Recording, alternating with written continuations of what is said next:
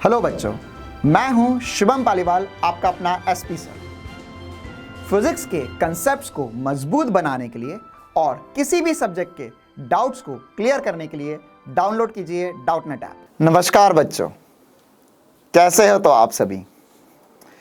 उम्मीद करता हूं आप सब स्वस्थ होंगे और मस्त होंगे। आज हम क्या करने वाले हैं, है ना। आज की क्लास में हम क्या करेंगे, आज की क्लास में बेटा अब हम आगे बढ़ना चाहते हैं, हम और पढ़ना चाहते हैं, लेकिन एक समस्या है। हम 11वीं के छात्र एवं छात्रा हैं, हमने थोड़ा बहुत तो मैथ्स पढ़ा है ना, थोड़ा बहुत मैथ्स पढ़ा है ना, लेकिन थोड़ा और मैथ्स पढ़ने की जरूरत है, थोड़ा और गणित पढ़ने की हमें जरूरत है आज की क्लास में, ठीक है, ताकि हम फिजिक्स पढ़ पाए। देखो है ना, हाँ भाई, good evening all of you, very good evening from my side also. देखो बेटा, आपको फिजिक्स और गणित क्या है इसमें थोड़ा सा मैं एक बार ब्रीफ कर देता हूं। फिजिक्स असल में क्या है, जो भी सब कुछ हमारे आसपास चल रहा है, जो भी सारे बातें हमारे आसपास चल रही है, वो सब कुछ फिजिक्स में आता है, वो सब कुछ फिजिक्स है, सब कुछ फिजिक्स है। लेकिन असल में क्या है बेटा, फिजिक्स को और ज्यादा बेहतर तरीके से पढ़ने के लिए, है ना, और ज्यादा बेहतर फील लाने के लिए, है ना। देखो यार, ऐसा तो मैं बोल सकता हूं, अच्छा ये ऐसा हो रहा है, ऐसा मुझे दिख रहा है, ऐसा जा रहा है, ऐसा आ रहा है, लेकिन यह मैं किस इक्वेशन से या किन समीकरणों द्वारा मैं ये सब बातें बोल सकता हूं, या क्या मैं जो मेरी बातें बोल रहा हूं उनको और ज्यादा बेहतर तरीके से समझ सकता हूं, क्या मैं एक स्थिति देखकर किसी की दूसरी स्थिति बता सकता हूं, है ना। तो यह सब कुछ हम कैसे प्राप्त कर सकते हैं, गणित से, है ना। गणित क्या है बेटा, गणित बेसिकली एक टूल है ना, एक हथियार है जो आपको फिजिक्स के काम में आता है।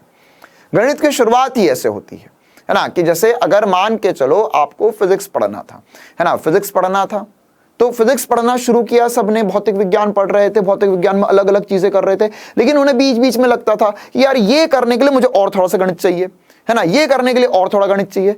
तो क्या किया, एक गणित अलग सब्जेक्ट ही बना दिया, उस पर अलग से रिसर्च करते रहते, उसको पढ़ते रहते और उसी का मदद कर करके फिजिक्स और बेहतर बनाते हैं, है ना। तो ये दोनों आपस में इंटर रिलेटेड है, एक ही चीज है, ठीक है। तो उसी चीज को समझने के लिए, उसी चीज को और ज्यादा बेहतर बनाने के लिए आज की क्लास में बेटा हम मूल गणित, है ना, जिसमें ग्राफ पढ़ना चाहते हैं, है ना। ग्राफ का बेसिक क्या होता है, ग्राफ कैसे बनते हैं, कोई भी मुझे अगर समीकरण दिया है तो उसका मैं ग्राफ कैसे बना सकता हूं, क्लियर है। और यह सब मैं क्यों पढ़ना चाहता हूं सर, देखो, अगर मैं किसी भी चीज को पढ़ रहा हूं तो मुझे यह बात जरूर पता होनी चाहिए कि वह मैं क्यों पढ़ना चाहता हूं, क्लियर है। तो मैं ग्राफ क्यों पढ़ रहा हूं, मैं क्यों पढ़ूं यार, ग्राफ नहीं पढ़ना, मुझे फिजिक्स पढ़ना है। ग्राफ इसलिए पढ़ना पड़ेगा बेटा क्योंकि देखो, आने वाले समय में, आने वाला समय दिखाता हूं मैं आपको, तो आपको बिल्कुल लगेगा कि सर ग्राफ तो पढ़ ही लेते हैं, है ना। आने वाले समय में अगर मैं आपको एक सवाल बोलूं, मैंने आपको बोला कि एक पार्टिकल, है ना, एक कण है जो v वेग से चलना शुरू करा, फिर वो नियत त्वरण से चला, फिर वो नियत वेग से चला, फिर उसमें मंदन हुआ, फिर नियत मंदन से चलते रहा, फिर उसमें नियत वेग आया, फिर वो त्वरित हुआ। अब इतनी सारी स्थितियां, इतनी सारी बातें मैंने एक साथ बता दी। अब अगर आप इनको समीकरणों से हल करोगे तो समस्या बढ़ जाएगी। आप कैसे इतना सारा एक साथ में हल कर लोगे, क्लियर है। तो इतना सारा एक साथ में हल हो जाए, उसी के लिए हम पढ़ लेते हैं ग्राफ। चलो यार, अब हम पढ़ना शुरू करते हैं सरल रेखा। सरल रेखा में हमें क्या पढ़ना है बेटा, बेसिकली देखो, हम जो ग्राफ पढ़ेंगे ना, तो जो हमारे पास ग्राफ असल में क्या होता है, देखो मैं ये मान के चल रहा हूं, क्या मैं ये बात मान लूं, आप सब 10वीं कक्षा पार कर आए हो, 10वीं कक्षा पास कर आए हो, क्या ये बात मैं मान लूं। तो मैंने ये माना कि आप सब 10वीं कक्षा पास कर आए हो, तो क्लास 10th में कुछ ऐसे समीकरण बताए जाते हैं, y बराबर 3x + 2, है ना। आपको बोला जाता है कि इनका ग्राफ बनाओ, है ना। तो आपको यह बात समझ में आती है कि अगर x और y के बीच में रिलेशन है तो उसे हम एक सरल रेखा बोलते हैं। क्या बोलते हैं भाई, सरल रेखा।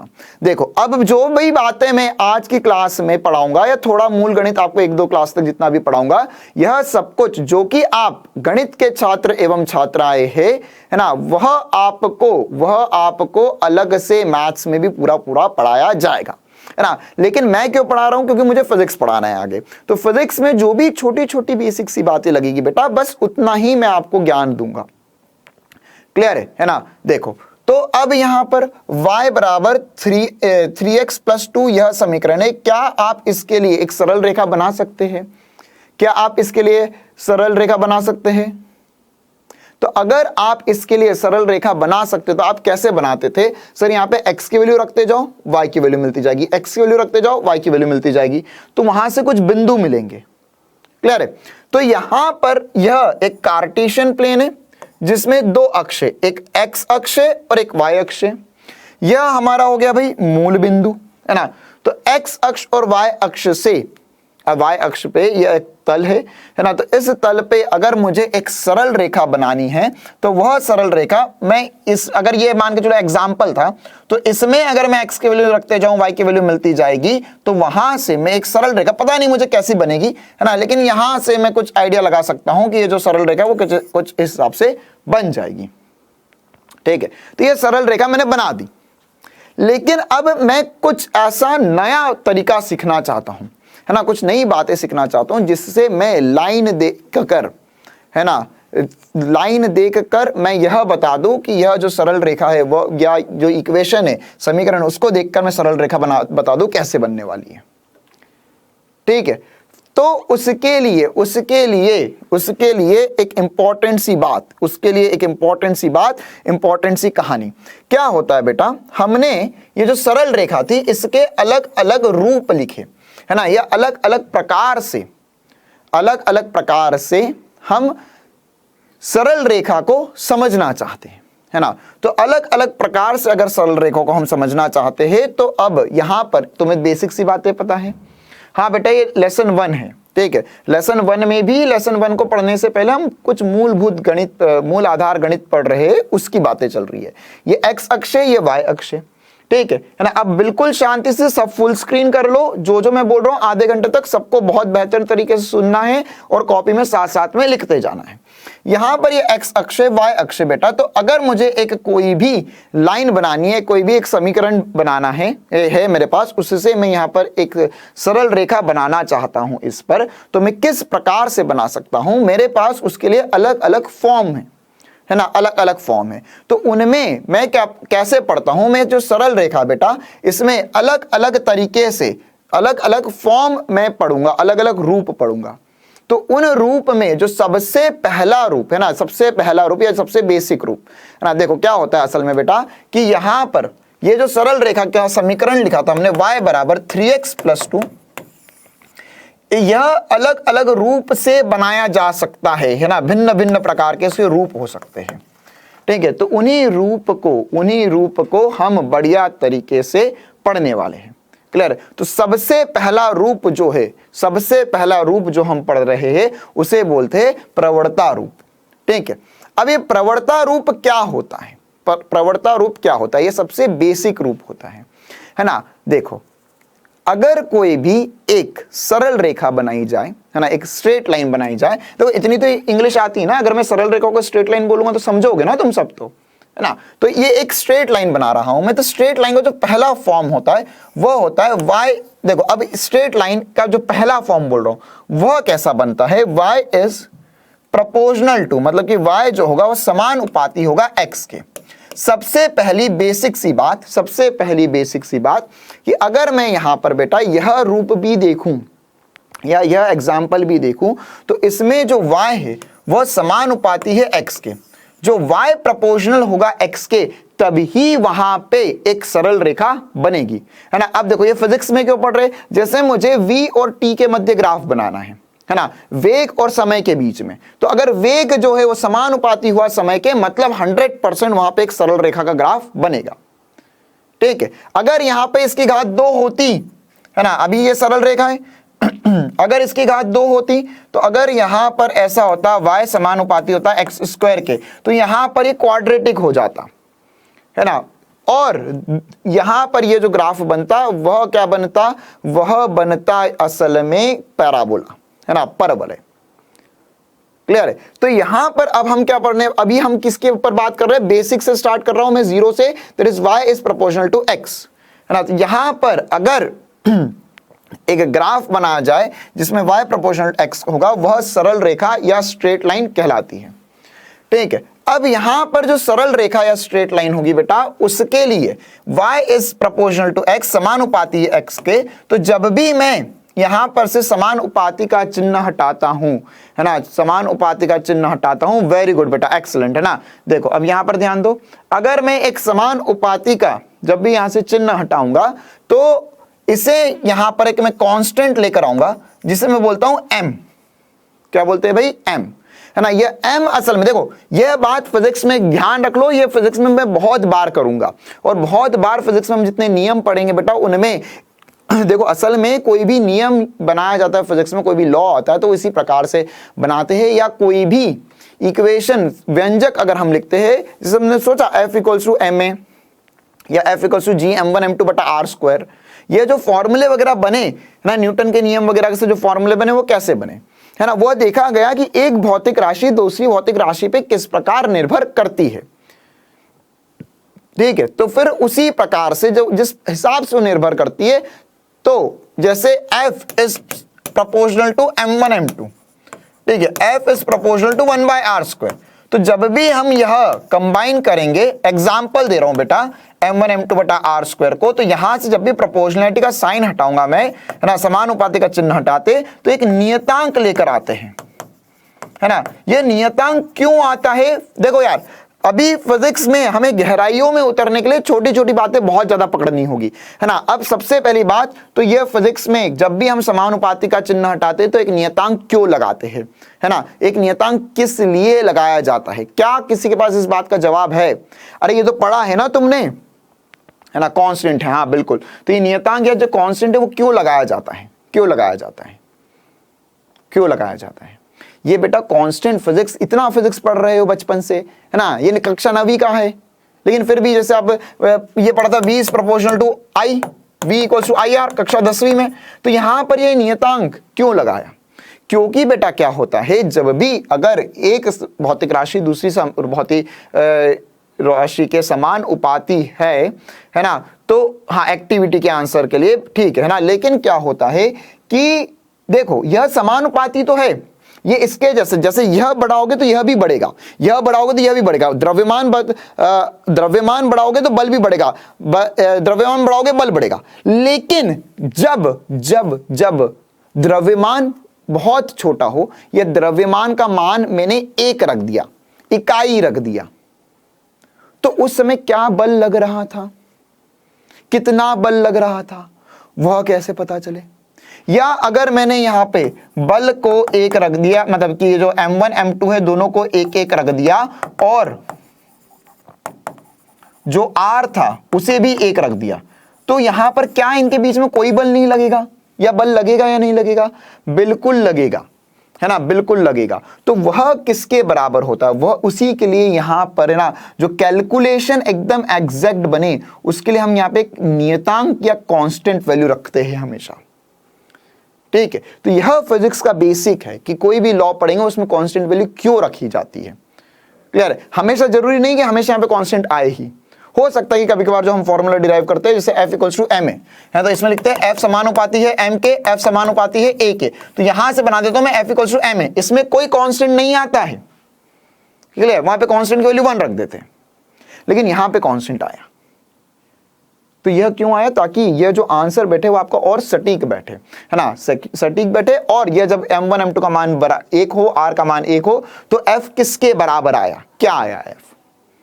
क्लियर? इसके लिए हम यहां पे हमेशा नियतांक लगाते। चाहो तो इसका स्क्रीनशॉट ले लो, देखो भाई, है ना। अब मैंने उसी प्रकार से जब यहां पे प्रोपोर्शनलिटी का साइन हटाया तो यहां पे कांस्टेंट लगाया m, है ना। बेटा नियतांक से क्या होता है वही मैं आपको बता रहा था, अगर नियतांक नहीं लगाओगे तो यह f m के बराबर हो जाएगा, f m1 m2 बटा r स्क्वायर के बराबर हो जाएगा। ठीक है, तो अगर आपने m का मान 1 रख दिया, r का मान 1 रख दिया, है ना, m1 m2 दोनों का मान 1 रख दिया, r का मान 1 रख दिया, तो यहां पर जो f है वह 1 थोड़े ना होगा, 1 न्यूटन थोड़ी ना होगा। जैसे यहां पर समझो, यहां पर मैंने जो समीकरण बनाया इसमें जब प्रोपोर्शनलिटी का साइन हटाया बेटा तो एक कांस्टेंट लगा दिया m। अगर मैं यहां पर नहीं लगाता तो क्या होता? y बराबर x हो जाता, है ना। अब y बराबर x, हमेशा y बराबर x थोड़ी ना होता है, कभी ऐसा भी हो सकता है y बराबर √3x हो सकता है, y बराबर 2x हो सकता है, y बराबर कोई भी नंबर इंटू x हो सकता है, कोई भी यहां पर डेसिमल आ सकता है। तो वो कैसे लेकर आओगे? तो इसलिए मैंने यहां पर क्या किया बेटा, इनमें ये कभी √3 हो सकता है, कभी 2 हो सकता है, कभी कोई भी अंक हो सकता है। तो इसीलिए, है ना, इसीलिए मैंने क्या किया, यहां पर m रख दिया। इसे क्या रख दिया बेटा मैंने यहां पर? m। अब ये m जो होता है, m हमारा क्या कहलाता है बेटा? असल में स्लोप, या इसे हम ढाल कहते हैं, है ना। m कहलाएगा हमारा स्लोप, या इसे हम कह सकते हैं ढाल।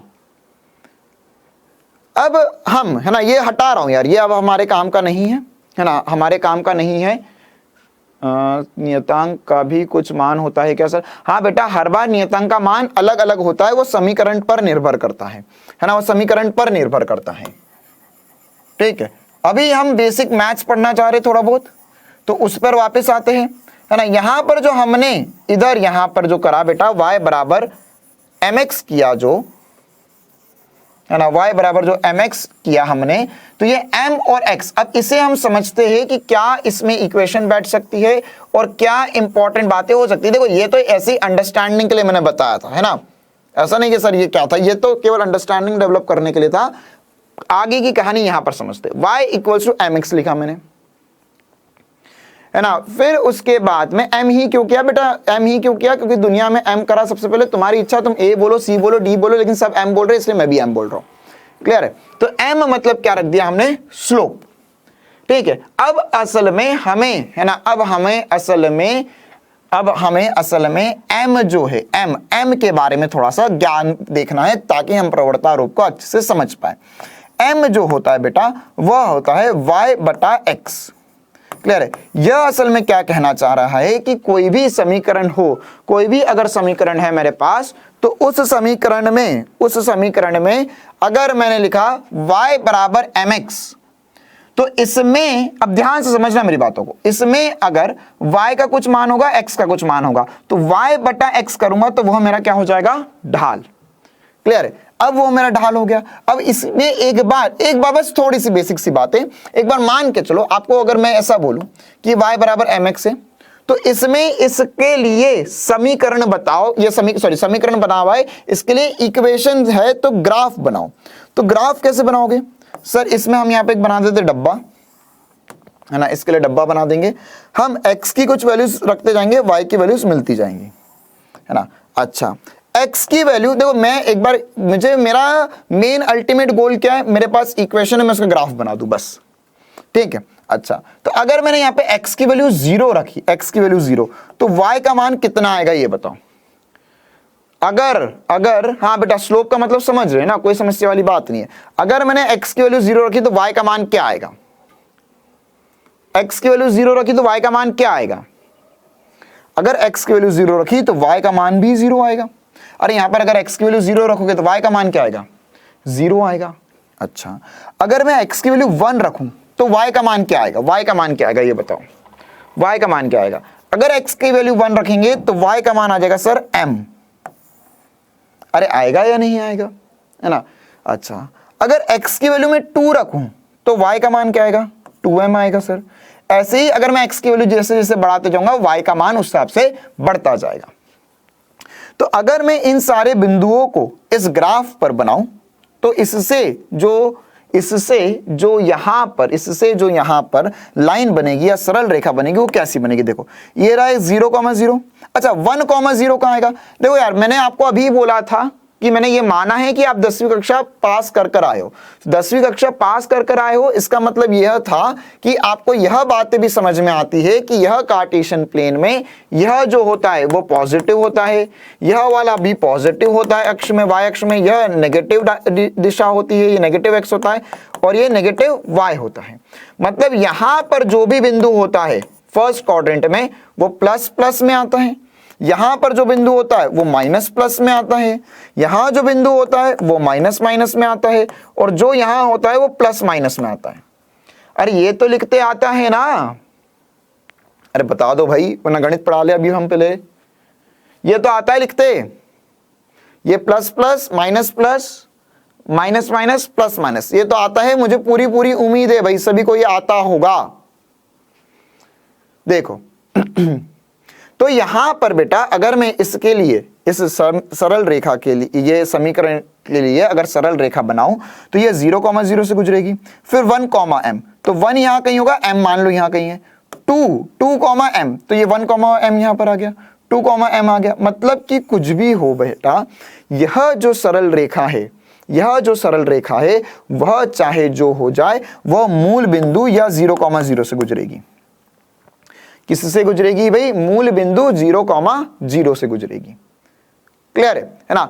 अब सारा खेल जो है, जो सारा खेल है उस m का है। किसका है? m का। m का जो मान होगा उस हिसाब से यह सरल रेखा बनेगी, है ना? देखो यार, सबसे पहली बात तो समझ में आई हमें कि जो सरल रेखा है वह मूल बिंदु से गुजरेगी, क्योंकि यहां पे m का चाहे जो मान रख दूं मैं, x 0 होगा तो y तो 0 होगा ही होगा। क्लियर है? x 0 होगा तो y तो 0 होगा ही होगा। अब यहां पर से अब मुझे करना है चक्कर m के लिए, है ना? m के लिए तो m का मान मैं किस प्रकार निकाल सकता हूं? m का मान ऐसे निकाला जा सकता है सर कि अगर मैं यहां पर देखूं, यह मेरे लिए क्या होता है? y, और यह क्या होता है? x। अरे ये तो समझ में आता है ना, अरे यह तो समझ में आता है ना, ये y होता है, ये x होता है। क्लियर है? तो अगर मैं यहां पर देखूं ये m क्या है, m क्या है, तो असल में बेटा m जो होता है वह ये y, या मैं इसे y में परिवर्तन भी लिख सकता हूं, और ये हो गया x, जिसे मैं x में परिवर्तन भी लिख सकता हूं, और ये होता है कोण थीटा, है ना? क्या हो गया? कोण थीटा। तो असल में जो m है मेरा, जो m है मेरा, जिसे मैंने बोला ढाल, क्या बोला भाई? ढाल या स्लोप, वह होता है tan थीटा के बराबर। और इस त्रिभुज में मैं लिख सकता हूं कि जो मेरा ढाल होगा बेटा वो हो जाएगा डेल्टा y बटा डेल्टा x, मतलब y में परिवर्तन बटा x में परिवर्तन। देखो अगर किसी को ऐसा लग रहा हो कि सर यहां तो y और x लिखा होता है, यहां पे y में परिवर्तन x में परिवर्तन कहां से आ गया? ठीक है, तो ये y में परिवर्तन x में परिवर्तन होगा ना यार, ये y में परिवर्तन, ये 0 से आप कहीं गए, अब 0 से कहीं आगे बढ़े, 0 से कहीं आगे बढ़े तो किसी x पे पहुंचे, है ना? हाँ कर्ण, ठीक है, ये 0 से कुछ ऊपर गए तो ये y में पहुंचे बेटा। क्लियर है? तो इसे हम ढाल कहते हैं, है ना, या इसे स्लोप बोलते हैं, जो होगा m बराबर डेल्टा y बटा डेल्टा x। ठीक है? हाँ बेटा, रिपीट भी होगा और बिल्कुल समझ में भी आएगा, बातें चमकेगी भी। 2 मिनट और बढ़िया तरीके से सुनो। ठीक है? अब असल में ढाल क्या है, ढाल क्या है, ढाल क्या है या स्लोप क्या है, उसे मैं किस तरीके से मैं और फील ले सकता हूं? सर कुछ ऐसा बता दो। हाँ, लंब बटा आधार, वेरी गुड, है ना? इसको सर कुछ ऐसा बता दो कि एकदम फील आ जाए कि ढाल, अच्छा यह ढाल है ना? देखो इसको और फील लेते हैं। m बराबर डेल्टा y बटा डेल्टा x है, तो अगर डेल्टा y का मान जितना ज्यादा होगा मतलब ढाल उतना ज्यादा होगा। अरे ये तो समझ में आता है ना, डेल्टा y का मान जितना ज्यादा होगा उतना ज्यादा ढाल का मान होगा, है ना? तो अगर मान के चलो मैंने यहां पर 2 सरल रेखाएं बनाई, ये y है, ये x है, ठीक है, एक y है एक x है, यहां पे कोण θ1 बनाया, यहां पे कोण θ2 बनाया। क्लियर है? क्या तुम यह बता सकते हो कि यहां पर θ1 और θ2 में से कौन सा कोण ज्यादा है? θ1 और θ2 में से कौन सा कोण ज्यादा है? क्या यह बात बताई जा सकती है? θ1 और θ2 में से कौन सा कोण ज्यादा है? सर ये तो साफ दिखाई दे रहा है कि θ2 जो होगा वह ज्यादा है θ1 से।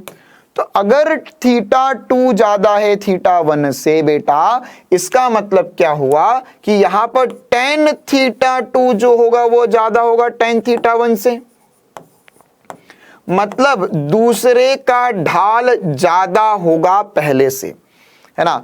इस तरीके से आप फील ले सकते हो ढाल का कि देखो जितनी ज्यादा खड़ी रेखा होगी, जितनी ज्यादा खड़ी कर दूंगा मैं सरल रेखा को, ढाल उतना ज्यादा बढ़ता जाएगा।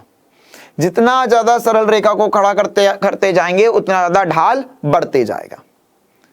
अरे बोलो आया नहीं आया, है ना? जैसे यहां पर अगर ये ऐसा समझ सकते हो यार तुम, ऐसा अगर ये भी नहीं आता तो देखो, अगर तुम वैसे तुम तो गणित वाले हो, तुमको तो आ गया होगा, लेकिन मैं बताता हूँ जो डॉक्टर बनने आते, मतलब जो नीट वाले बच्चे होते, जब उन्हें मैं ये बात पढ़ाता हूँ तो उन्हें इतना गणित नहीं समझ में आता है ना, उनको गणित नहीं आता तभी तो बायो लेते। तो देखो उनके लिए ऐसा बता देते हैं, तुम भी अगर चाहो तो समझ लो।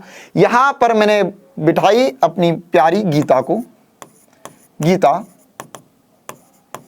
हमारी कन्या गीता, सुंदर कन्या गीता को यहां पे बिठा दिया, दूसरी को यहां पे बिठा दिया, है ना, गीता 1 गीता 2। अगर मैंने इन दोनों को बोला चलो फिसलो यहां पे, तो कौन ज्यादा फिसलेगा या कौन, किसके लिए ढाल ज्यादा हो जाएगी?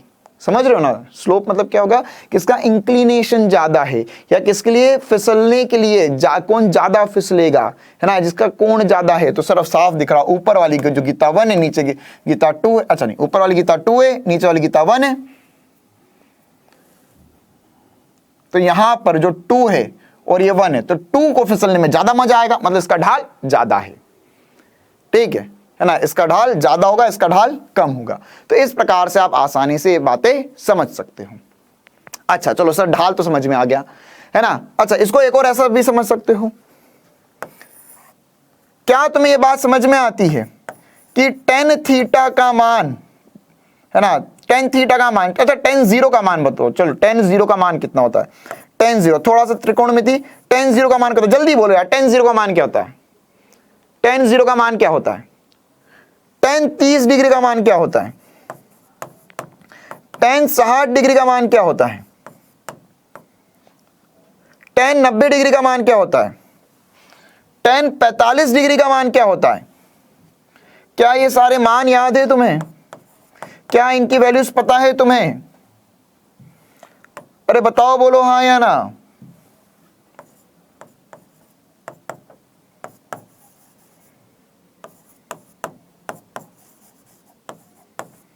क्या ये सारे मान याद है तुम्हें? अनंत, यस, 45 1 होता है, ये 1/√3 होता है, यह 0 होता है, यह √3 होता है, यह अनंत होता है।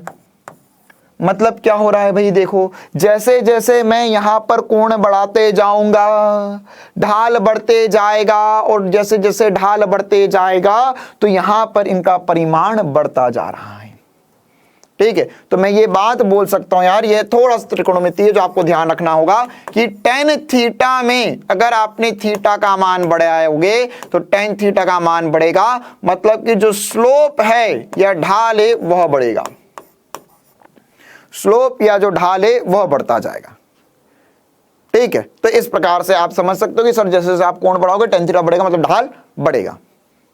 देखो भाई, अगर मैंने यहां पर ढाल का मान 0 कर दिया, अगर ढाल 0 कर दी तो m0 हो गया, अगर ढाल 0 कर दी तो m0 हो गया, तो m0 हो गया, मतलब y बराबर mx लिख रहा था मैं, तो y बराबर mx में अगर m0 कर दूंगा तो y बराबर 0 हो गया, बोलो हाँ या ना। अरे y बराबर 0 होगा या नहीं होगा, है ना। 120 पर जाएंगे बेटा, 120 360 सब पे जाएंगे। देखो क्या y बराबर 0 लिखूंगा तो बात बनेगी, अरे y बराबर 0 लिखूंगा तो बात बनेगी, तो कैसी बात बनेगी बताओ? एक ऐसी सरल रेखा जिसका ढाल 0 है वह क्या होगी? क्या तुम में से कोई भी यह बता सकता है कि एक ऐसी सरल रेखा जिसका अगर ढाल 0 होगा तो वह क्या होगी? ऐसी सरल रेखा जिसका ढाल 0 है तो क्या होगी भाई? वो parallel of x axis, parallel of x axis नहीं है, यह पैरेलल ऑफ एक्स एक्सिस नहीं है, यह एक्स एक्सिस ही है, यह असल में एक्स एक्सिस ही है। देखो कितनी मजेदार बात, यह क्या होगा? अरे यार देखो एक बात बताओ, मैंने तुम्हें बोला कि एक लाइन बनानी है ना, एक लाइन बनानी, यहां पर ये लाइन बना रहे थे, ये कोण थीटा था, अब ये कोण को 0 कर लो, ये कोण को 0 कर लो, तो 0 कर लोगे तो ये ऐसी आ जाएगी। तो यह असल में क्या है? मूल बिंदु से भी गुजर रही है ना, ऊर्ध्वाधर नहीं होगा बेटा, क्षैतिज में होगी यह, है ना। और यह क्या है? मूल बिंदु से भी गुजर रही है, मूल बिंदु से भी गुजर रही है,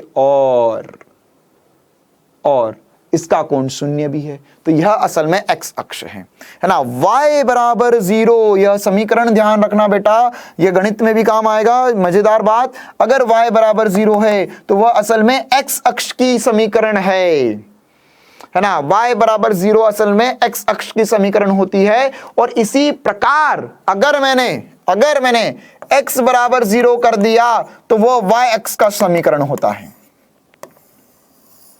अरे यह y अक्ष और x अक्ष भी तो लाइन है या नहीं है? अरे एक सरल रेखा है ना, x अक्ष y अक्ष, तो इनका भी कुछ ना कुछ समीकरण होना चाहिए दुनिया में। देखो आज मैंने तुम्हें उसका समीकरण बता दिया, बोलो मजा आया या नहीं आया? x अक्ष का समीकरण होता है y बराबर 0 और y अक्ष का समीकरण होता है x बराबर 0। ठीक है, तो अब इस प्रकार से यह 0,0 पे दोनों मिल गई, यह दोनों समीकरण हो गए। ठीक है, अच्छा बहुत बढ़िया, अरे मजा आया। देखो अब मैंने क्या किया, देखो ना, ध्यान समझना। अब अगर मैंने मान के चलो यहां पर लिखा दिया ये y बराबर 0 था, मैंने बढ़ाया, कौन बढ़ा रहा हूं मैं, तो कुछ ना कुछ मान आ गया यहां पे। अच्छा यह कर दिया तो x बराबर 0 हो गया, है ना। अब अगर मैंने इसको ऐसा घुमा दिया, कैसा घुमा दिया, ऐसा घुमा दिया, अब क्या हुआ, जिंदगी के मजे देखो भाई।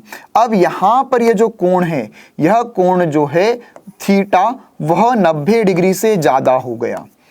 अगर यह कोण x थीटा 90 डिग्री से ज्यादा हो गया, है ना। अभी फिजिक्स तो पढ़ाई नहीं है, फिजिक्स को तो बहुत मजे दिलाऊंगा मैं, अभी तो गणित ही पढ़ा रहा हूं मैं।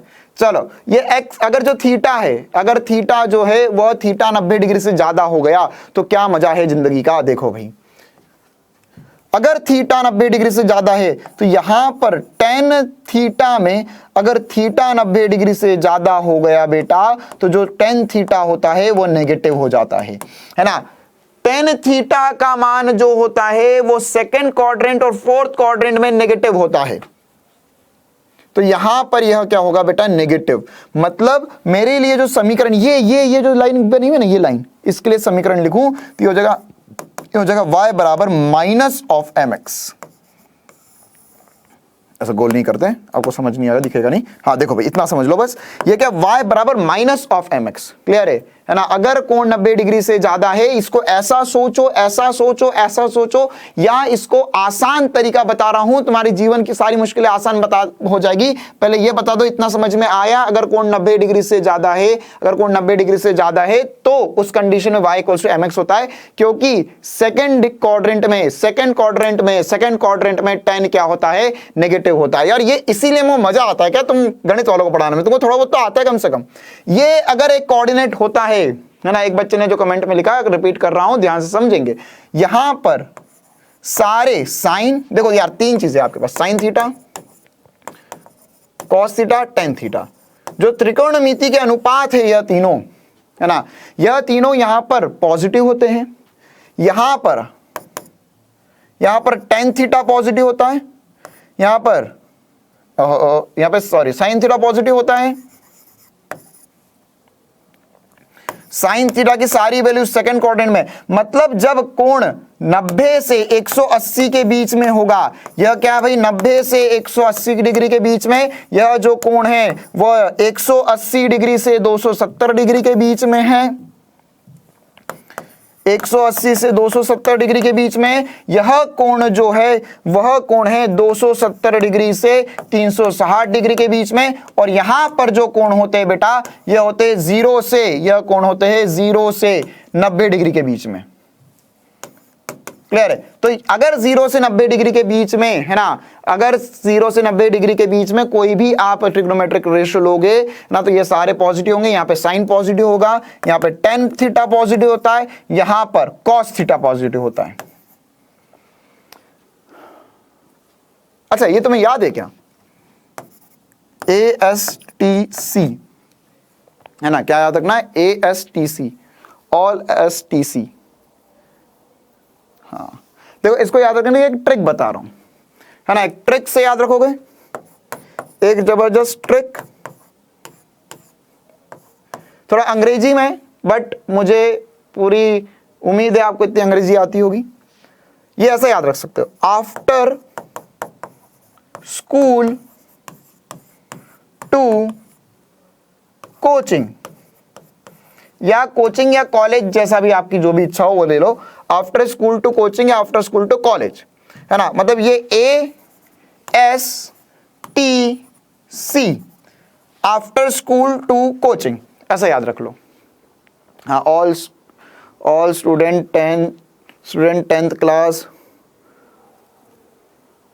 है ना, ऐड शुगर टू कॉफी, और एक गजब, चलो ऐड शुगर टू कॉफी, लेकिन मैं शुगर के बगैर पीता हूं। तो चलो देखो ये क्या क्या होगा, आफ्टर स्कूल टू कोचिंग ऐसे अपने अपने बना सकते हो, कोई दिक्कत वाली बात नहीं, जैसा आपको याद रखे अच्छा लगे वैसे याद रख सकते हो, है ना। देखो भाई, तो अब हम क्या कहना चाह रहे थे, हम वापस से हमारे टॉपिक पे आते हैं यार, फटाफट फटाफट समझते हैं इन चीजों को। अगर यहां पर मैं नेगेटिव में गया, है ना, देखो अब इस चीज को मैं एक और दूसरी ट्रिक से कैसे समझा रहा था, है ना, और दूसरी ट्रिक से कैसे समझा रहा था कि यार या तो ऐसा समझ लो, कोई भी बच्चा बिल्कुल कंफ्यूज नहीं होगा, मैं जैसा बता रहा हूं वैसा ध्यान रखना। या तो ऐसा समझ लो कि यहां से जब मैं कोण को, अगर मेरे पास ये सरल रेखा थी, 90 डिग्री को पार किया इसने, तो अब क्या हो जाएगा, ये नेगेटिव हो चुका है, अब यह नेगेटिव हो चुका है, नेगेटिव हो चुका है। या आप चाहो तो ऐसा याद रख लो, देखो ध्यान से, एक और दूसरी ट्रिक से बता रहा हूं इसको नेगेटिव याद रखने का, ये किसको, m को नेगेटिव याद रखने का तरीका। अगर आपके पास यहां पर यह x equals to Y equals to 0 है, आपने कोण बढ़ाना शुरू किया यहां तक अगर आप पहुंच गए, यहां तक अगर आप पहुंच गए, तो यहां पर इस दिशा में, मतलब कि अगर आपने एंटी क्लॉकवाइज कैसा घुमाया भाई, एंटी क्लॉकवाइज घड़ी की विपरीत दिशा में अगर आपने अपनी लाइन को घुमाई, तो कोण जो बनता है वो पॉजिटिव बनता है, और घड़ी की दिशा में अगर आपने अपनी लाइन को घुमाया तो नेगेटिव बनता है। बात बराबर ही है, उसको 90 से ज्यादा पर ले जाकर सोचो, या ऐसा सोच लो कि यहां पर घुमा तो पॉजिटिव, यहां पर घुमा तो नेगेटिव। क्लियर है ना। तो इसको इस प्रकार से भी आप याद रख सकते हो, y बराबर माइनस mx को, पॉजिटिव नेगेटिव, है ना। देखो भाई, यह पॉजिटिव हो गया, ये जो कि यह कोण जो है, यह थीटा जो है, यह एंटी क्लॉकवाइज डायरेक्शन में बना, किस डायरेक्शन में बना, एंटी क्लॉकवाइज डायरेक्शन में, तो वह क्या होगा, पॉजिटिव, और अगर वह क्लॉकवाइज डायरेक्शन में बन रहा है तो वह होता है नेगेटिव। अरे बोलो हाँ कि ना। देखो स्क्रीनशॉट ले लो इसका, स्क्रीनशॉट ले लो। क्या बोल रहा था मैं, उसको मैं यहां पर एक बार लिखकर बता देता हूं कि अगर यहां पर कोण जो है आपका यह थीटा अगर क्लॉकवाइज घुमा, है ना, अगर थीटा जो है वह आप एंटी क्लॉकवाइज, पहले एंटी क्लॉकवाइज लिख लेते हैं, एंटी क्लॉकवाइज लिखेंगे तो यह आएगा पॉजिटिव, ये m के लिए लिख रहा हूं भाई, स्लोप ढाल पॉजिटिव आएगा। और अगर आपका थीटा क्लॉकवाइज घुमा तो ये आएगा नेगेटिव, स्लोप आएगा नेगेटिव। एंटी क्लॉकवाइज घूमना मतलब आप हो फोर्थ क्वाड्रेंट में, और यहां मतलब आप हो फर्स्ट क्वाड्रेंट में। ठीक है, चलो इसका स्क्रीनशॉट ले लेते हैं, हम आगे बढ़ते हैं, है ना। अभी तक की कहानी में मैंने आपको यह समझा दिया है बेटा कि अगर आपके पास y बराबर mx है तो क्या, है ना, y बराबर mx है तो क्या क्या हो सकता है। ठीक है, अच्छा एक क्वेश्चन दे रहा हूं आप लोगों को, क्वेश्चन y बराबर √3x का ग्राफ बना के बताओ यार, फटाफट 30 सेकंड का समय, 30 सेकंड का समय। y बराबर √3x का ग्राफ कैसा बनेगा, जल्दी से बना के बताओ सभी। y बराबर √3x का ग्राफ कैसा बनेगा, आपके सामने 4 ऑप्शन दे देता हूं, आपको लगे तो। y बराबर √3x का ग्राफ कैसा बनेगा, y बराबर √3x का ग्राफ कैसा बनेगा, जल्दी बनाओ।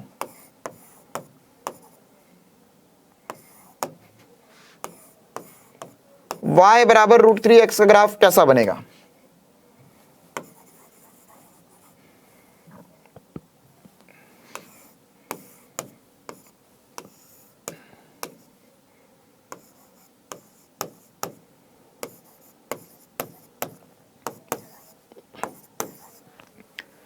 y बराबर √3x, हाँ फर्स्ट वाला एक्सीलेंट, है ना बेटा। क्यों, क्योंकि यह कैसे पता चल जाता है, ऐसे इतने होशियार बच्चे हो तुम लोग, तुमको कैसे पता चल जाता है ये सब कुछ। देखो कैसे पता कर लिया कुछ बच्चों ने, ये y बराबर √3x है तो सर ये y बराबर mx होगा, y ये m तो पॉजिटिव है, मतलब हमको इस डायरेक्शन में घूमना है ना। अब m बराबर है √3, m बराबर है √3, m बराबर है √3। अगर m बराबर है √3, m बराबर है √3 तो tan थीटा होगा √3 के बराबर, थीटा होगा 60 डिग्री के बराबर। मतलब कि मुझे 60 डिग्री घूमना है। मेरी जो लाइन होगी वो क्षैतिज से 60 डिग्री बनाएगी, 60 डिग्री बनाएगी। तो 60 डिग्री ऊपर है या नीचे है, ऊपर है या नीचे है, कैसे पता चलेगा? ये जो कि पॉजिटिव था तो ये ऊपर घूमी, नेगेटिव होता तो नीचे घूम जाती। देखो, अगर बेटा आपको ऐसा लगता है कि आपकी क्लास पीछे हो गई है तो अब उसका एक ही समाधान है, या तो बीच का छोटा सा आप छोड़ दो, है ना, वो आप जहां पे क्लास देखते हो ना वहां पे एक और ऑप्शन है, गो लाइव। जैसे क्रिकेट मैच देखते हो ना, अरे ये अभी इंडिया ऑस्ट्रेलिया का मैच चल रहे थे ना, देखे कि नहीं? तो उसमें जैसे गो लाइव का ऑप्शन होता है ना, वैसे ही गो लाइव पे जैसे क्लिक करोगे तो थोड़ा सा आपका लैप्स हो जाएगा और आप एकदम क्लास से कनेक्ट हो जाएगा। वो नेटवर्क की वजह से हो सकता है कि आप कभी कभार पीछे हो जाते हो। देखो अभी तो उसका स्क्रीनशॉट ले लो। हाँ देखो, अब मैं आपको क्या बताना चाह रहा था यहाँ पर कि ये y बराबर mx तो आपने पढ़ लिया, इसमें किसी को किसी भी प्रकार की समस्या नहीं है। लेकिन इस दुनिया में जरूरी नहीं है कि जो भी सरल रेखा हो, जो भी सरल रेखा हो वह, है ना, वह सरल रेखा जो हो वह मूल बिंदु से गुजरे, है ना, वह सरल रेखा मूल बिंदु से गुजरे, यह जरूरी नहीं है ना। तो अगर वह सरल रेखा मूल बिंदु से नहीं गुजर रही है और वह सरल रेखा और कहीं से गुजर रही है तो क्या होगा, है ना। तो उसके लिए हम क्या करते हैं, y बराबर mx प्लस सी कर दिया, है ना। क्या कर दिया, y बराबर mx प्लस सी। यह अब हमने समीकरण में थोड़ा सा परिवर्तन करा ताकि हम प्रवणता रूप को पूर्ण रूप से समझ पाए, y बराबर mx प्लस सी। और ये जो c होता है, c जो होता है वह क्या होता है, देखो भाई यह क्या है, c क्या होगा, देखो c क्या होगा। अब सबको ही मोबाइल की पूरी फुल स्क्रीन कर लो, नई बातें सीख रहे फिर से।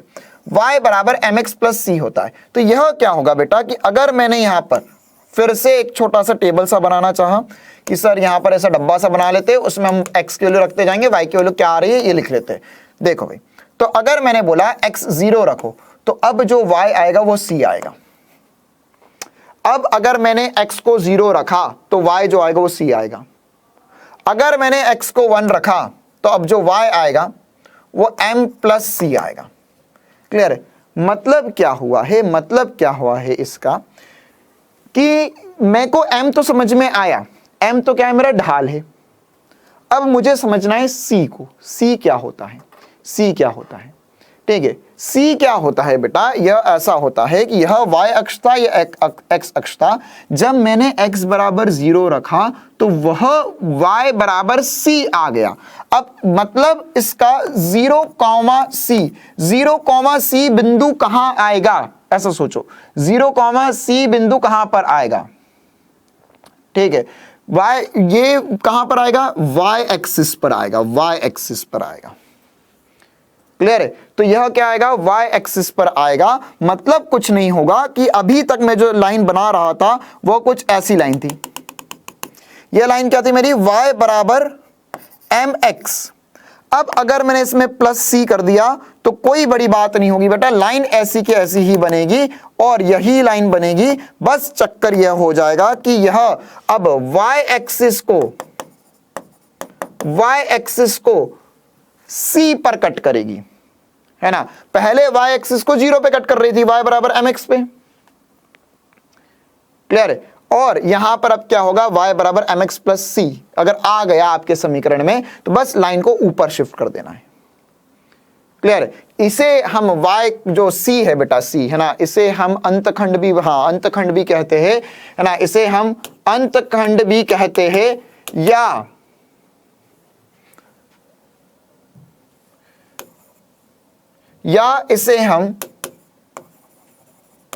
या हम इसे y इंटरसेप्ट भी कहते हैं। y इंटरसेप्ट या अंतखंड कह सकते हो इसे, है ना। मतलब यह क्या है कि y अक्ष को कहां पर काट रहा है, तो यह हो जाएगा हमारा c।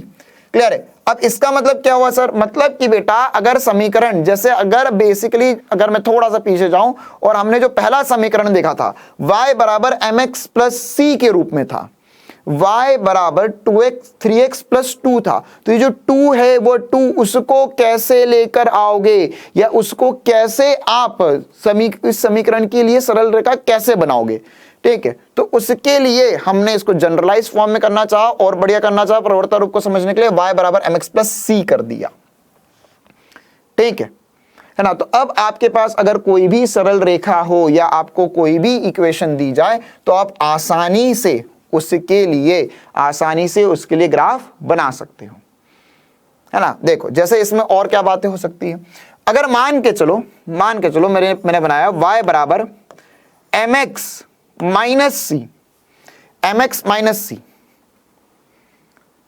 है ना। तो यहां पर अगर y बराबर mx माइनस सी हो गया तो इसके लिए जो जनरल फॉर्म होगा, है ना, जो मेरे लिए लाइन बनेगी वह लाइन क्या होगी, यह y बराबर, देखो यह थी y बराबर mx प्लस सी, अब y बराबर mx माइनस सी यह लाइन हो जाएगी।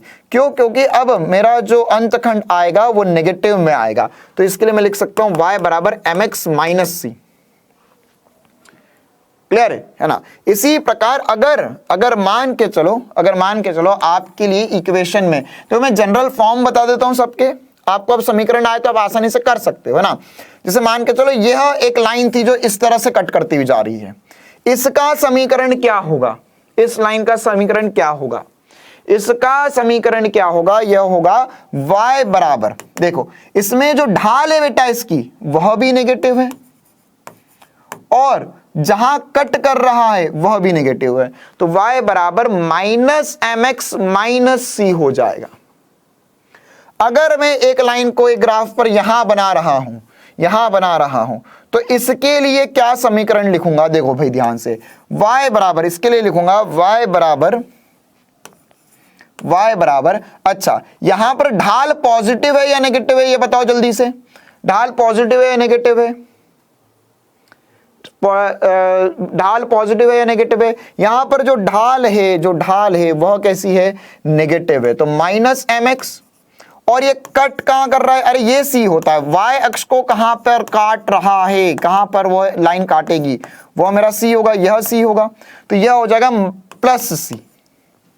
क्लियर है। तो यह 2-4 बेसिक से फॉर्म है जो आपको पता होना चाहिए प्रवर्ता रूप में। बेटा डेफिनेशन लिखने के लिए हम नहीं कर रहे, हम बेसिकली बस फिजिक्स में चीजें समझ में आ जाए, इक्वेशन समझ में आ जाए, उसके लिए कर रहे हैं सब कुछ, ठीक है। देखो अब हम इसको एक बार और बढ़िया तरीके से समझते हैं, है ना, एग्जाम्पल से समझते हैं, है ना, एग्जाम्पल से समझते हैं। देखो हाँ, एग्जाम्पल से समझते हैं, फिर से समझते एग्जाम्पल से। मान के चलो मुझे इक्वेशन बनानी है y बराबर माइनस mx प्लस सी, ठीक है, क्या बनानी है भाई, y बराबर माइनस mx प्लस सी बनानी है। तो माइनस mx प्लस सी बनानी है बेटा, तो यह कैसी बनेगी यह सोचो, इसका ढाल कैसा है, फिर से बता रहा हूं, यह जो मैंने बनाया वह फिर से इसमें नोट क्या करना बेटा, ये ग्राफ ही नोट करो ना कि कहां पर कैसी लाइन बन रही है, वही लिखना है आपको। देखो y बराबर माइनस mx प्लस सी है, तो बेटा यहां पर ये बताओ इसका ढाल कैसा है, है ना, माइनस m कहां से, अरे बेटा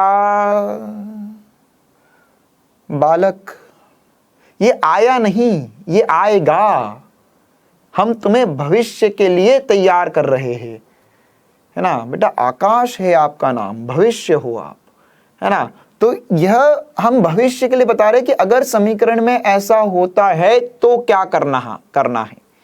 क्लियर है। तो यहां पर अगर यह ढाल जो है वो नेगेटिव आया, है ना, ढाल है जो नेगेटिव आया, तो क्या होगा, इसका मतलब कि आपको एक ऐसी लाइन बनानी है जिसका ढाल नेगेटिव है, तो ये ढाल नेगेटिव है, लेकिन ये 0 से गुजर रही है। अब यहां पर c तो पॉजिटिव है, प्लस c कर दिया, तो कुछ नहीं करना है, इस समीकरण को थोड़ा ऊपर शिफ्ट कर लेना है। कुछ नहीं करना है, इस समीकरण को सॉरी इस लाइन को थोड़ा ऊपर शिफ्ट कर लेना है। क्यों शिफ्ट कर लेंगे भाई हम इसे ऊपर, क्यों शिफ्ट कर रहे हैं हम ऊपर? क्योंकि बस हम इतनी सी बात जानते हैं सर कि यह जो है वो 0 से कट कर रहा है, मुझे इसे प्लस c से कटवाना है, प्लस c से कट करवाना है मेरा y खंड है, क्योंकि यहां पर यह जो लाइन है ना, हाँ एग्जाम्पल दे रहे बेटा एक एक करके, है ना, तो यहां पर यह जो लाइन है वो इस समीकरण को पूर्ण करती है। क्लियर है? देखो इसका हम एग्जाम्पल करते, एक दो एग्जाम्पल करते ताकि और बातें बढ़िया तरीके से समझ में आ पाए हमें। इसके लिए इक्वेशन मैं यहां पर लिख रहा हूं y बराबर माइनस एम एक्स प्लस सी। ठीक है, देखो भाई मान के चलो चलो चलो चलो सवाल करो सभी बच्चे। y बराबर √3x प्लस 1 के लिए क्या लाइन बनेगी? y बराबर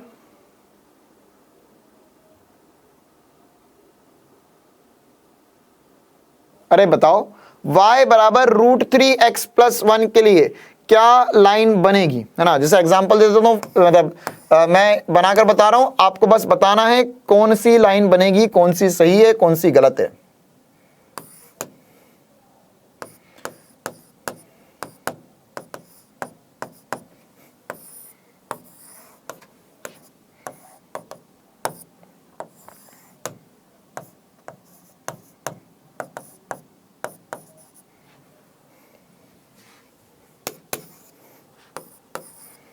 बताओ भाई इनमें से कौन सा ऑप्शन सही है?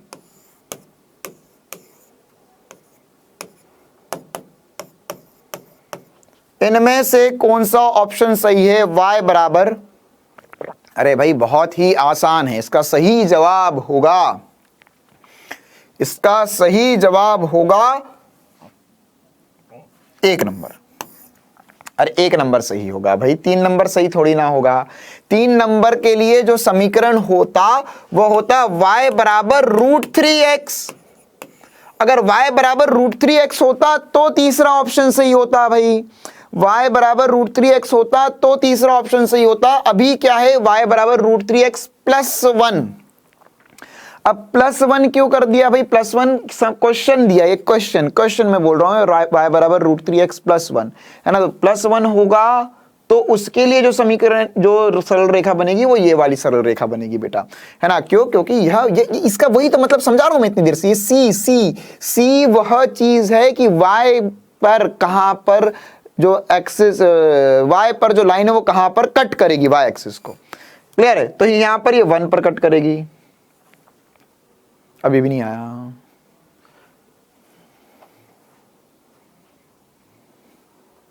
एक और फॉर्म होता है जिसको हम बोलते हैं 2 बिंदु रूप। अभी जो हमने पढ़ा वो क्या था? प्रवणता रूप। अब मान के चलो कि अगर आपको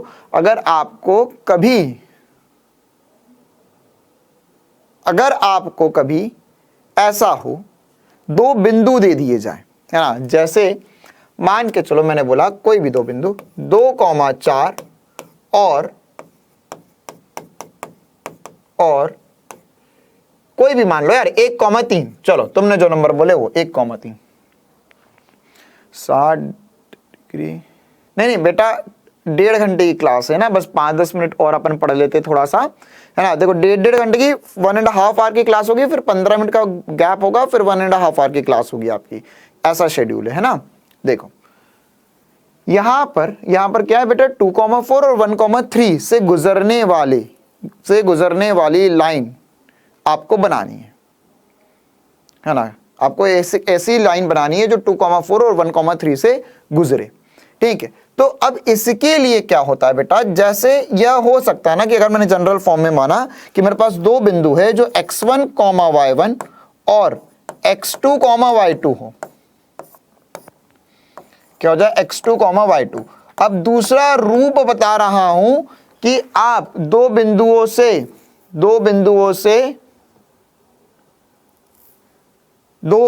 से अगर आपको एक समीकरण बनाना है तो किस प्रकार बना सकते हो। देखो यार, यहां पर अब क्या होगा, यहां पर अब क्या होगा, अगर मेरे पास दो बिंदु मान के चलो, ये एक बिंदु बना दिया मैंने x1, y1 और दूसरा बिंदु बना दिया x2, y2, तो इन दोनों से गुजरने वाली एक सरल रेखा होगी। तो ये जो सरल रेखा है इसका समीकरण मुझे बताना है।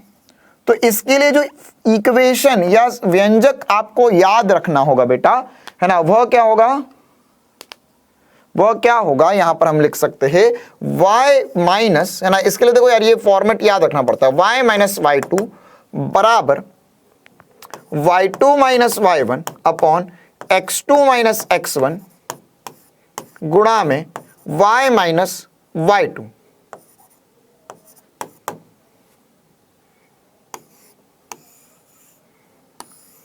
है ना, अगर मान के चलो ये कोई भी एक बिंदु आपने बनाया है,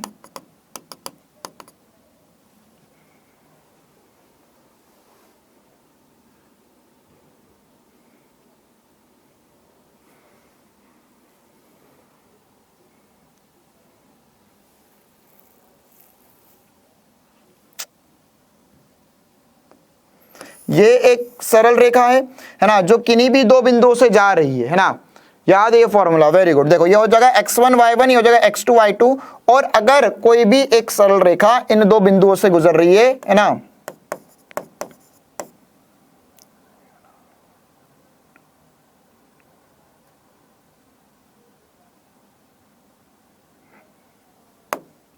इसे यहां पे 1 1 कर लो, देखो भाई, है ना, तो सही बैठ जाएगा, वरना एक नेगेटिव साइन लगाना पड़ेगा। ठीक है, तो यहां पर,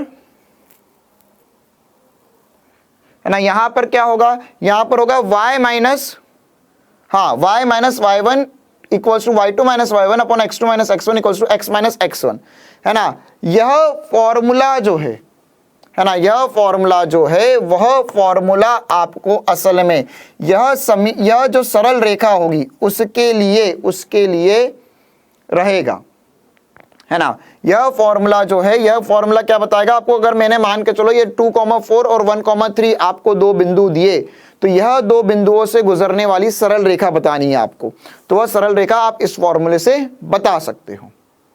ठीक है, x और y क्या है बता रहे हैं बेटा, एक एक कर, है ना। अगर आपको यहां पर इन दोनों बिंदुओं से गुजरने वाली एक सरल रेखा बतानी है तो उसके लिए फॉर्मूला थोड़ा सा याद रखना पड़ेगा। जैसे मान के चलो मैंने एग्जाम्पल में लिया यहां पर कि मुझे एक ऐसी सरल रेखा बनानी है, एग्जाम्पल में लिया मुझे एक ऐसी सरल रेखा बनानी है जो 2,4 और 1,3 से गुजर रही है ना। तो उसके लिए मुझे एक समीकरण बनाना है, तो कैसे बनाऊंगा, उसके लिए मैं लिखूंगा y माइनस y1।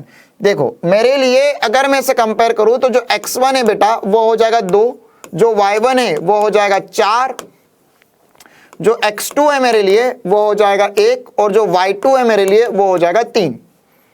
क्लियर है, यह वैल्यू मैं रख सकता हूं, है ना। तो यहां से मैं लिख सकता हूं y माइनस y1, y1 कितना बेटा 4 बराबर y2 माइनस y1 मतलब कितना हो जाएगा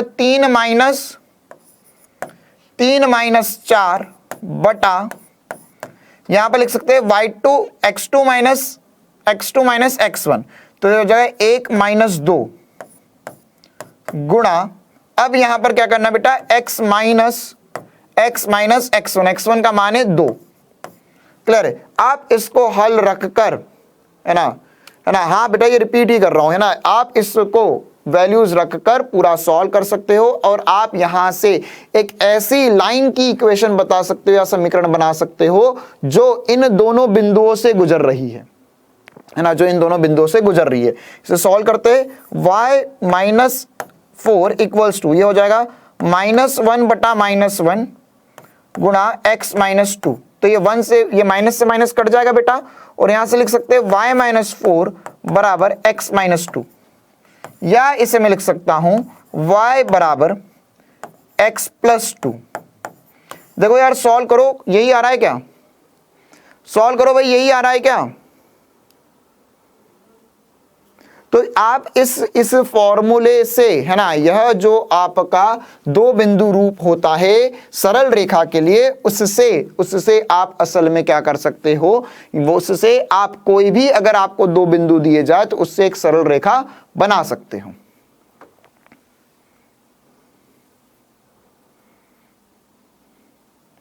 ठीक है। और इसको अगर आप चाहो तो इसको भी, ये कोई ऐसे रॉकेट साइंस वाला फॉर्मूला नहीं है कि इसको याद रखना पड़ेगा, है ना। यह सिंपल लॉजिक का फॉर्मूला है ना, वैसे गणित में आपको बताएंगे ही सही सब कुछ सर, है ना, फिर भी अगर आप चाहो तो ध्यान रख सकते हो। यह असल में मालूम है क्या है, यह असल में जो ढाल लिखते हो ना आप, वह है, यह ढाल है y2 minus y1 upon x2 minus x1, है ना। यह क्या होगा था, ढाल। अरे यार ये डेल्टा y, ये क्या है, डेल्टा y बटा डेल्टा x लिखा हुआ है। y में परिवर्तन मतलब y2 माइनस y1 और x में परिवर्तन मतलब x2 माइनस x1, वही लिखा हुआ है। सब ऐसा जादू से चल गया। अरे ये समझ आया? किसी को किसी भी प्रकार की समस्या हो तो पूछ लो भाई। देखो आखिरी रूप पढ़ लेते हैं जिसे हम बोलते हैं असल में, है ना, दो बिंदु खंड अंतःखंड रूप, है ना। अब यह क्या होता है बेटा, मान के चलो, यह भी एक आसान सी बात है। मान के चलो मेरे पास एक ऐसा समीकरण, एक लाइन है जो x अक्ष को a पर काट रही है, y अक्ष को b पर काट रही है ना। तो इसका समीकरण देखो, असल में कुछ नहीं है, वही सब कुछ था, उसी को अलग अलग रूप में पढ़ रहे हैं यार अपन। मैं हर बार कोई नई बात नहीं बोल रहा हूं, मैं रूप बदल रहा हूं बस, ठीक है। तो यहां पर अगर ऐसी कुछ लाइनें और आपको इसका समीकरण लिखना है तो ये हो जाएगा x बटा a प्लस y बटा b बराबर 1। इसे हम अंतःखंड रूप बोलते हैं, है ना। ये गणित में आपको अलग से पूछा जाता है कि ये अंतःखंड रूप वगैरह क्या है, लेकिन फिजिक्स में ये सब इतना ज्यादा काम नहीं आएगा। लेकिन फिर भी मैं सरल रेखा बता रहा हूं तो उसमें हमने थोड़ा बहुत देख लिया, है ना। क्या होता है यह इसे बोलते हैं अंतःखंड रूप। जैसे इसका एक एग्जाम्पल करते हैं, है ना। देखो यार, अगर मान के चलो मुझे यहां पर एक लाइन दी गई है ना, एक सरल रेखा दी गई है जो कि मुझे बोला कि x अक्ष को काट रही है 5,0 पर और y अक्ष को काट रही है 3,0 पर। तो इसका समीकरण बताओ, है ना, इसका समीकरण बताओ। तो इसका समीकरण बताने के दो रूप, ये बहुत सारे तरीके कर सकते हो। आप चाहते हैं थीटा निकाल लो वगैरह, पूरा सॉल्व कर लो, है ना, या आप अभी जो मैंने बताया उससे सीधे सीधे बता सकते हो। क्या अरे बता पाओगे इसका समीकरण? देखो तो क्या लिखेंगे, x बराबर 5, x बटा 5 धन y बटा 3 इक्वल्स टू 1, है ना। अब आप चाहो तो इसे और सॉल्व कर लो, और हाँ ये 0,3 आएगा, बिल्कुल सही बात है ना, 0,3 आएगा, ठीक है। तो अब आप चाहो तो ये इक्वेशन लिखी हुई है ना, ये इक्वेशन लिखी हुई है। इस इक्वेशन से आप इसे और फॉर्मूले को चेंज कर कुरा के हमने जो डिराइव किया उस फॉर्मेट में भी ले जा सकते हो ना, इसका एलसीएम लेके सॉल्व कर सकते हो। क्लियर है? तो यह कुछ स्ट्रेट लाइन के लिए, सरल रेखा के लिए आपको बातें पता होनी चाहिए। किसी को कुछ कंफ्यूजन हो तो पूछ लो भाई। हाँ वेरी गुड, है ना। इसको चाहो तो सॉल्व कर लो। यहां पर ये हो जाएगा 3x प्लस 5y बराबर 15, है ना। अरे अब तुम गणित के बच्चे हो यार, अब ऐसा तो नहीं लिख के बताऊंगा तो मैं ये y उधर ले जाऊं फिर x इधर ले आऊं, ऐसा टाइम पास नहीं है ना। ये बात सब एक ही लिखी हुई है। असल में ये जो इक्वेशन है ना, अगर तुम थोड़ा सा दिमाग लगाओगे तो जो y बराबर mx प्लस c है ना, उसी से ये बनती भी है ना। ये y बराबर mx प्लस c से, अगर किसी का मन है गणित पढ़ने का तो ये y बराबर mx प्लस c से ही बनाया गया है सब कुछ। ये इसमें tan थीटा लिख लो, देखो एक और मजेदार बात बताता हूं, जिंदगी का मजा देता हूं तुम लोग गणित वालों, केवल इसलिए बता रहा हूं। यहां पर ये थीटा होगा, इसका tan थीटा होगा y, है ना। यह जो tan थीटा होगा ये b बटा a होगा, है ना। tan थीटा होगा तो ये b बटा a होगा। आप चाहो तो यह दोनों लिख के देख लो, बात सेम ही है। चलो स्क्रीनशॉट ले लो इसका, ठीक है भाई, है ना। अब हमें वैसे आगे की क्लास में परवलय वगैरह भी, है ना, और व्रत के बारे में भी पढ़ना है ना। यह सब कुछ भी हमें आगे चलकर क्लासेस में पढ़ना है ना। अभी हमारे पास थोड़ा सा कम समय रह गया, इसलिए हम बस आज इतना ही पढ़ेंगे। आज हमने सरल रेखा के बारे में सब कुछ पढ़ लिया। किसी को किसी भी प्रकार का डाउट हो तो पूछ लो, है ना। और हाँ, अब एक बार मैं आपको फटाफट बता देता हूं बेटा। देखो कुछ नहीं करना है, ऐसे अगर आपने अपना कोर्स ओपन करोगे बेटा, तो यहां पर कोर्स ओपन करोगे, यहां पर असल में 2-3 चीजें दिखाई देगी आपको।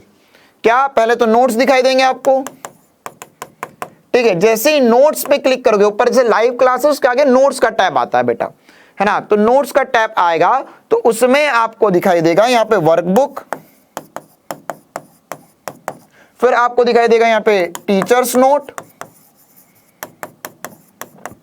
और यहां पर फिर आखिरी वाला जो कॉलम है उसमें दिखाई देगा होमवर्क, है ना। होमवर्क या डीपीपी,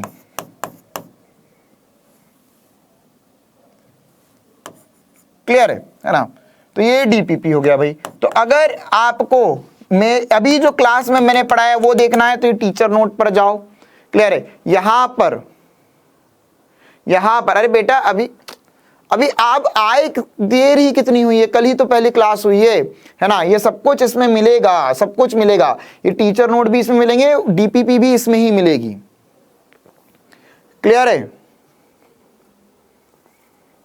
बेटा। आईआईटी विदाउट कोचिंग क्रैक हो सकती है ना। आईआईटी विदाउट कोचिंग क्रैक हो सकती है, बस आप जितना यहां पर पढ़ाया जा रहा है अगर उसे बढ़िया तरीके से पढ़ लो तो आईआईटी बिल्कुल क्रैक होगी, है ना। सारे पूरे एग्जाम में आपको बहुत बढ़िया नंबर आएंगे सारे सब्जेक्ट में, है ना। जो पढ़ाया जा रहा है उसे पूरी ईमानदारी से पढ़ो और बढ़िया से पढ़ते रहो, स्वस्थ रहो, मस्त रहो। Thank you.